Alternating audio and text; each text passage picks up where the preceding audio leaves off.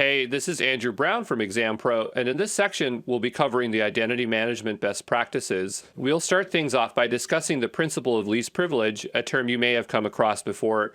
So, the principle of least privilege is a security principle that states that users, applications, and services should be granted only the minimum access necessary to perform their assigned tasks, and no more. In Microsoft Azure, the principle of least privilege is a critical aspect of security that helps prevent unauthorized access, data breaches, and other security incidents.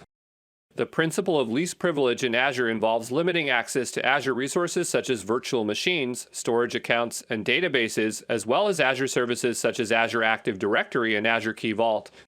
Azure role-based access control permits administrators to grant roles to users, groups, and apps based on their access levels. Following the principle of least privilege helps minimize unauthorized access risks and potential harm from compromised credentials, thus reducing the Azure environment's attack surface. Following the principle of least privilege can help organizations comply with regulatory requirements and best practices for security.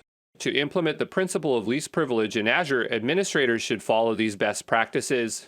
Assign roles based on the least amount of privilege needed to perform the task. Monitor role assignments and permissions regularly to ensure they align with business requirements.